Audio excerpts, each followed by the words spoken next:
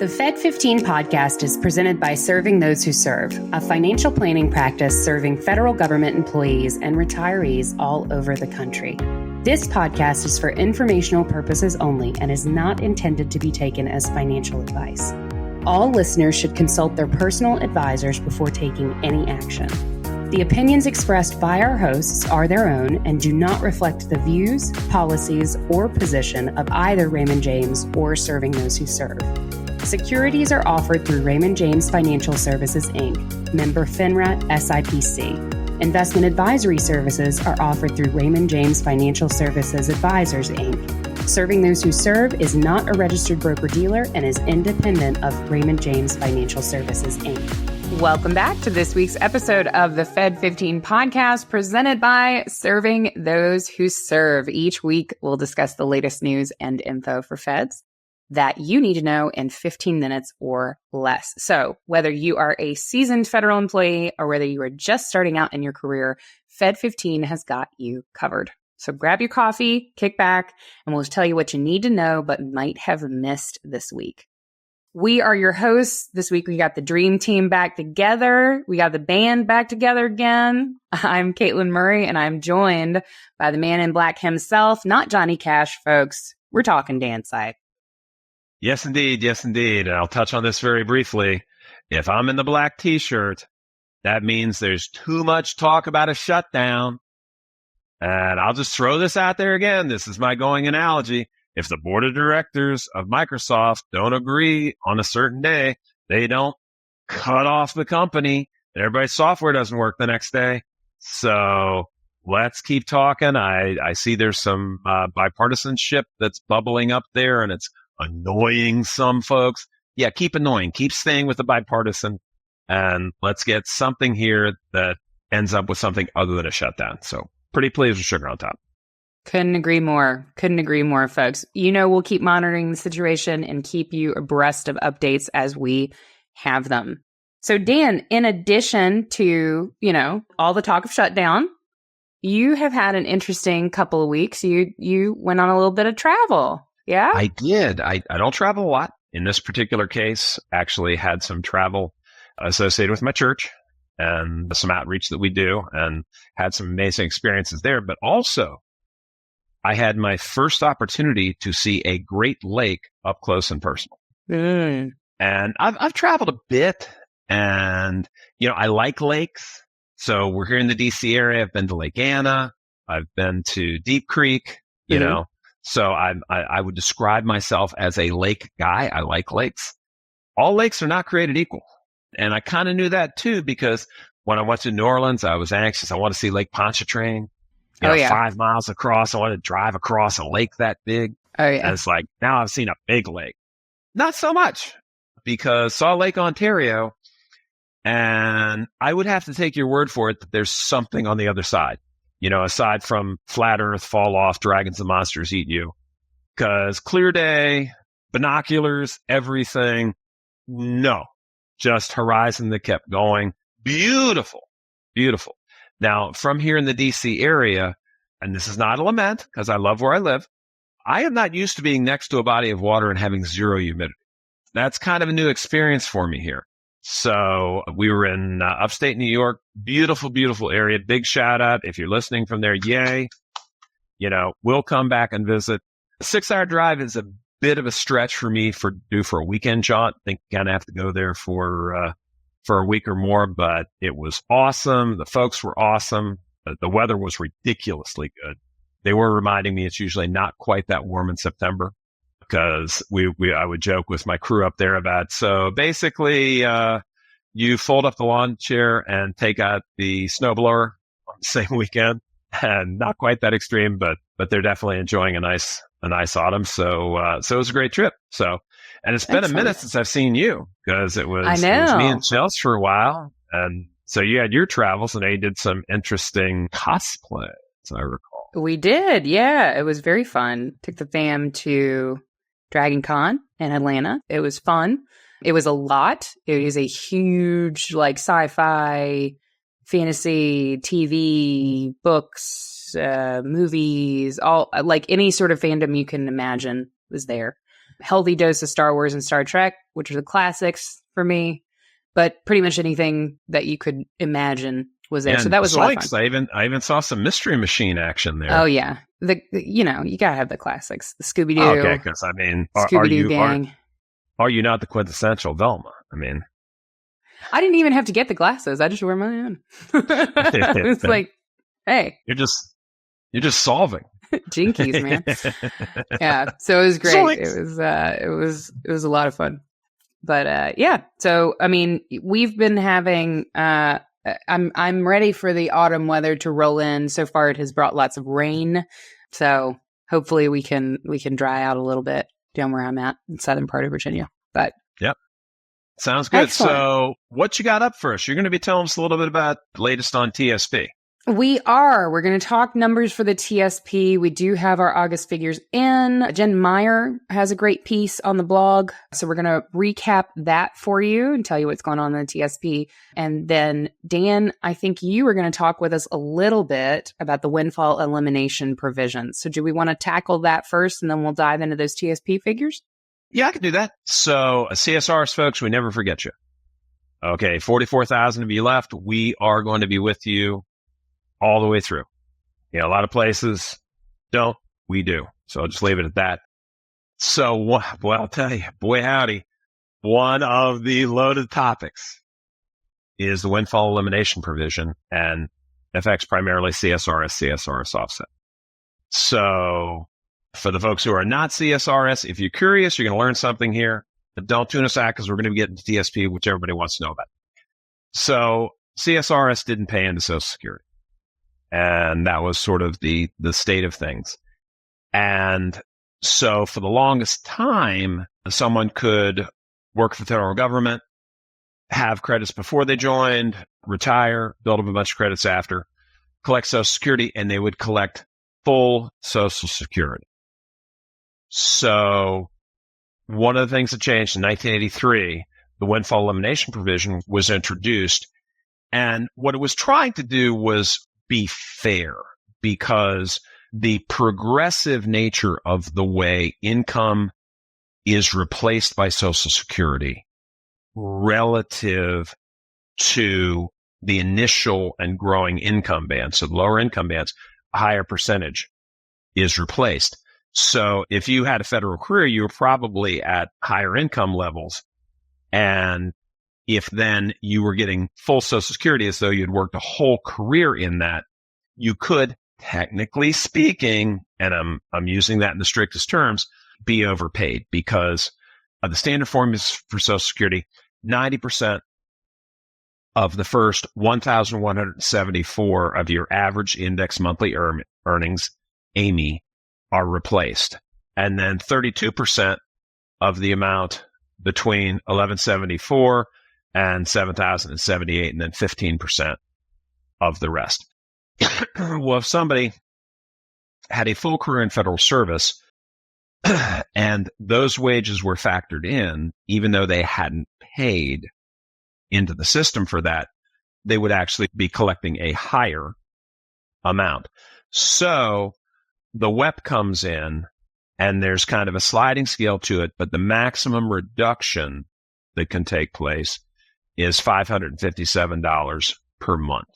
So in most instances, it's not taking folks down to zero, but it is taking a pretty sizable bite out of it. And, CSRS folks, we've been walking the path with you. We've been handling planning with you. And we know that's really annoying for you. So we get it. Now, here's the thing. You can be exempt from it if you were hired after December 31st, 1983, or you have 30 or more years of substantial Social Security earnings. So if you were the type of kid like OG was, where couldn't wait to get a work permit, get out, get a job, you could have a lot of wages from high school, college, before you got to the Fed, so that can help you, and then pick up some after retirement so you can get to that 30. If your pension was only from railroad employment, or if your non-covered work was before 1957, that's I think we're starting to age out of that group. If you worked for a nonprofit exempt from Social Security as December 31st, 1983, or if you're currently receiving survivor benefits, although another thing we'll cover it another day is the government pension offset may apply. I'm not going to go down into the nerd weeds of the numbers right now. I'm going to ask you to head to our site, read the article. These will be very informative. So some of the things that you can do strategically if you're going to be subject for it to minimize this WEP impact. Number one, you can increase your Social Security covered earnings. So if you have 20% or 20 years or more of substantial earnings in Social Security, the impact is going to start to reduce. And when you get to 30 years, it won't apply at all. So that's something that you can do. You can optimize your benefit timing. So delaying Social Security until after your full retirement age can lead to a higher monthly benefit, offsetting some of the WEP reduction. Or, and Katelyn, I know you will probably heartily endorse this, you can plan ahead. You can consult a financial advisor familiar with federal benefits, like us, for example, at Serving Those Who Serve, and we can help you explore options to help minimize that WEP's impact. And the other thing is read. That's why we produce all this stuff. You can watch, you can read, you can expand your knowledge. A better understanding is going to allow you to plan more effectively for your retirement and minimize these impacts. So this is why we do it. That was a quick flyover. Be sure to read the article. So Katelyn, tell us about TSP. How did we do last month? Yeah, absolutely. I mean, I think, September we started off on a little bit of a rough note. August was a little bit of a high note. I think that a lot of the volatility that we saw in early September, it stems from several different places, but I think a lot of it had to do with the uncertainty around interest rate reductions. And some people feeling that that's pretty much overdue. Of course, now, as of time of recording, there's been an interest rate reduction recently announced by the Fed, 0.5% cut, pretty sizable. Yeah, pretty sizable adjustment there. And I think the lead up to that had a lot of tension. So I think that that's really why we're seeing a little bit of volatility in the market earlier on this month. A lot of that has started to stabilize and normalize as of right now. Sure. However, in August, C Fund was the top performer among the 5 core funds. C Fund had a gain of 2.45% for the quarter. S Fund, S like Sam, struggled, posting just a modest increase of 0.25%. Not unusual, given that the C Fund does reflect the S&P 500, and the S&P 500 is quite overvalued at present. I'm not surprised to see the C Fund as the front runner. The question I would pose is, how long is that going to hold up with the C Fund being as overvalued as it is? How much longer can we keep thanking NVIDIA? Yeah, exactly. NVIDIA, Apple, and Microsoft really propping up a lot of the growth that you're seeing in your C Fund there. Of course, we are proponents of diversification. Definitely recommend, though, before we get into the kind of recap of the figures, I recommend attending our monthly TSP webinar. This month, it's going to be on October 15th from 1 p.m. to 4 p.m. just to learn a bit more about the diversification strategies that you can implement in your TSP, because even though figures look good, it's a little bit of a delicate time with that C Fund being so overvalued. We want to make sure that folks are appropriately diversifying their risk and that they're managing that. If it's been a while since you logged in and looked at your allocation, I don't mean just logging in and checking balances and return rates. I mean logging in and seeing how much of your money is invested in C Fund, how much is invested in S, I, F, G, so on and so forth. It's probably a good time to log in, get a recap of those figures, and check out our TSP webinar. So getting into fund performance. So for August, obviously, we've got our front runner, C Fund, 2.45%. Year to date, that is up 19.5%. S Fund, up just a quarter for the month of August. Year to date, just shy of 10%. We're at 9.99% growth in the S Fund for the year. I Fund, your international exposure, in August was up a little over 3%. It looks like 3.15. And year to date, we're looking at 12.3% there. The F fund, F is in Frank, in August, up 1.43% year to date, returning 3.14%. Something to note about the F fund, by the way, those figures are going to look very different, I would propose, next month. With the interest rate change, we're going to see fixed income, experiencing a little bit of a boost. So your F fund that has been fighting its way back from the double bear market in 2022, all of our Serving Those Who Serve clients, you're going to see why we recommended that you hang on to your F fund allocation and not let that bad boy go. I know it's been a little brutal. And then lastly, kind of rounding out here, the G fund, August is up 0.35%. Year to date, we're looking at 2.97% return on that G fund.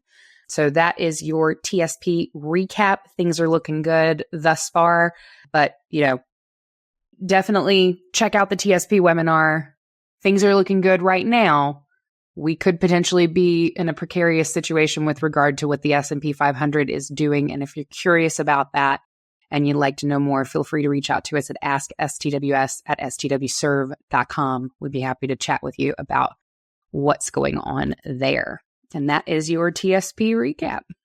Absolutely. And one big takeaway, I'll say it over and over again, handling your finances is a little bit like when we moved down here from Pittsburgh, and my dad taught me how to drive on ice and snow. Yeah. Okay. You don't want to jerk the wheel because of short-term stuff. Okay. That's how you go into a skid. So no matter what's happening, if you're excited about it, stay calm. If it's not so good, stay calm. And if you're having trouble staying calm, call somebody who will help you stay calm. And if you don't have somebody, call us. Even if you don't work with us, we'll tell you stay calm. So for sure. That is all the time we have for today. But we will be back next week for sure to bring you the latest updates you need to make informed decisions about your career and financial well-being as a Fed. Absolutely. And to make sure that you don't miss that episode, be sure to subscribe to this podcast on our YouTube channel and also on Spotify. And please do remember to share it with your friends and colleagues. It just helps amplify the signal, helps us spread the word. And for more information on the topics we covered today and more, be sure to check out our blog at blog.stwserve.com and subscribe to our newsletter, The Weekly Serving. You get all the latest news for Feds delivered straight to you every week. Don't have to go looking for it. It's right there. Absolutely. And for those who want to dive even deeper into learning about your federal benefits and financial planning for Feds, we do have some complimentary webinars coming up in addition to that TSP session on October 15th. From 1 p.m. to 4 p.m. We will also have a tax planning webinar on October 8th from 11 a.m. to 2 p.m. Really interesting session. It's pretty technical, but I highly, highly, highly recommend that folks join us for this one. It can be really helpful to get an overview of the tax implications of all the various pieces of your federal benefits plan. I think that's probably one of the most underserved areas when it comes to, GRV reports and things like that. It can be really hard to absorb the tax consequences. Also, financial planning. I will always stump for our financial planning webinar. That one's coming up on October 10th.